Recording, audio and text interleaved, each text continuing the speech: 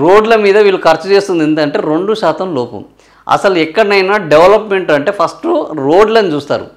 ఎక్కడైనా రోడ్డు మన ప్రాంతానికి బ్రహ్మాండమైన రోడ్డు వచ్చిందంటే ఆటోమేటిక్గా ఆ ఏరియాలో ఆ భూముల ధర పెరుగుతుంది, అక్కడ ఉన్న పరిశ్రమలకు ఉపాధి పెరుగుతుంది, అక్కడి నుంచి ట్రాన్స్పోర్టేషన్ రవాణా వ్యవస్థలు పెరుగుతాయి, రాకపోకలు పెరుగుతాయి. ఇవన్నీ కూడా roads America is developed because of roads are developed, roads are not developed because America is developed అని ఒక అమెరికా అధ్యక్షుడు చెప్పాడు. అంటే అమెరికా ఈరోజు ఇంత అగ్రరాజ్యంగా ఉండడానికి కారణము అమెరికా ఆ రోజు రోడ్లని వేయించింది. వాళ్ళని రెడ్ ఇండియన్స్ అంటారు అమెరికన్ వాళ్ళని.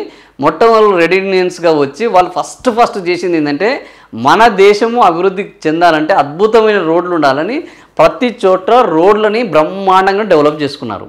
సో వాళ్ళు మొట్టమొదటి చేసిన ఆ ప్రయత్నం ఆ రోడ్లను డెవలప్ చేసుకోవడం వల్ల ఈరోజు అమెరికా అనేది అగ్రరాజ్యం. అందుకనే America is developed because roads are developed. Roads develop కావడం వల్ల అమెరికా ఈజ్ డెవలప్డ్.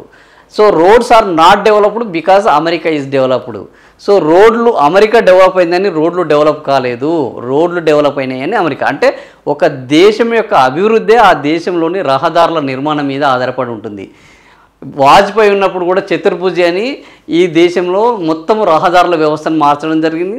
ఆ తర్వాత గత తెలంగాణ ప్రభుత్వంలో గత 10 ఏళ్లలో మనం రోడ్లను చూసాము. భారీ ఎత్తున చిన్న గ్రామానికి కూడా రోడ్డు కనెక్టివిటీ బ్రహ్మాండంగా చేయడం జరిగింది. కానీ ఇప్పుడు రేవంత్ రెడ్డి ప్రభుత్వంలో ఏం జరుగుతుంది? కేవలం 1.9% మాత్రమే రోడ్ల మీద ఖర్చు చేస్తున్నారు.